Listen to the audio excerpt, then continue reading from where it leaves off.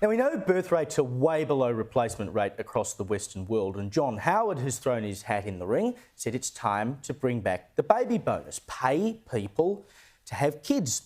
Of course, it was Howard and his Treasurer, Peter Costello, who first did it in 2004. Have one for mum, have one for dad, one for the country, of course, was the cry at the time. And China this week announced a $768 a year payment for every child under the age of 3, and US President Donald Trump included a $1,000 US deposit for newborns in his new big, beautiful bill. So everything old is new again. Howard says bring it back, do the baby bonus. When they did it in 2004, it did actually lead to an increase in... A baby bump, if you will. Indeed, it did lead to an increase in the birth rate. And look, I know that the budget is pretty dire at the moment. We're heading towards $1 trillion of debt.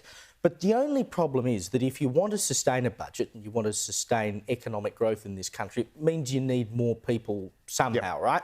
And if they're not being born here, you have to bring them in from overseas. So would a baby bonus be a long-term investment in the betterment of the country? We definitely need to have more babies. Whether or not a baby bonus is the best way to do it, I think is pretty debatable. What you do want to do is create better economic conditions. So we know that one of the big reasons why people aren't having kids is because of the cost of living crisis, because they can't afford to, and they are having them, where they are having them, they're having them further and further out. So the outer suburbs and the regions. And so you can actually map the birth rate, is 0 in the CBD, and then it goes up and up and up the further away you get. So people need to be told that it's good to have kids and make sure that they've got the support around them to have kids, whether it's grandparents or whether it's access to childcare, so people feel like they're not going to be trapped if they have more than 2. I think a lot of people think as soon as they're outnumbered, the whole thing falls over.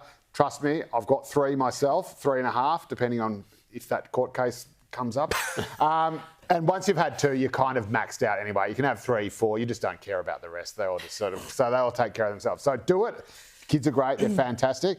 And in terms of the economic stuff, you're absolutely right. So obviously, you have a death spiral where people aren't having kids because of the cost of living crisis. That means there's a skills shortage. That means we have to bring in workers from overseas to fill that skills shortage, so we can do things like build houses to fill with all the people we need.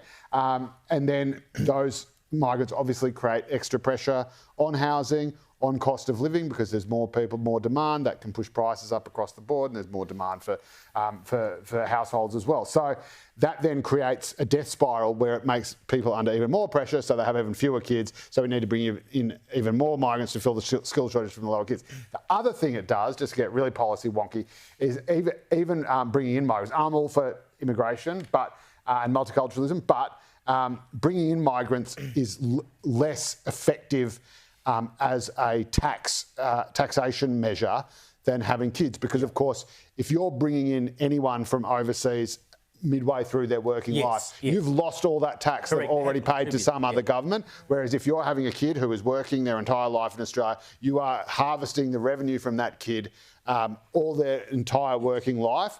And that is important because, as we talked about, you've got all these selfish old people refusing to die on time. But we're living longer and longer and longer, and that means... Thanks, Medicare. Thanks, Medicare. Thanks, medical science. If only we got rid of Medicare, as Albo said, Thanks, penicillin. All of this problem would be fixed. And so we need more taxation to pay for that ageing population, so we need more workers. Otherwise, everyone's going to be... The workers who are there are going to be taxed more. This will make it less affordable, so they'll have less kids. This is the snake that's eating itself, because we've set up the economic circumstances where people don't want to have kids, but that means we need more people, and on it goes. But I think housing is the biggest key to it, Jamie, because if you own your own house and you've got a bit of ownership in something, you feel more secure, you feel like you're in a position where you can have a kid. Yeah. If you don't have any real connection to the country you live in and the community you live in through ownership, why would you want to have a kid? Because it's like, there's nothing for me to contribute here because I don't actually have a real stake in this place. Yeah, you're spot on. The housing crisis is certainly something that is adding pressure to couples deciding whether or not to have a child. And you look about 30 years ago, women who didn't have children was around 5 to 10%, and nowadays it sits at that 15% mark. So if you brought in that baby bonus, and even if it was $3,000 or $5,000, which I'm not putting my nose up at, because that's still quite a lot of money, but when you put it into the context of what you could buy with that, it's not really a lot. So you have the baby, you've got the $3,000 or $5,000 of the baby bonus, but then the ongoing costs, and to your point, housing, the cost of living, everything is going up. Childcare is an enormous issue in this country, right across the board. So until we can actually solve a lot of these problems, it's not going to encourage families to have kids. But the solution is not a one-off payment.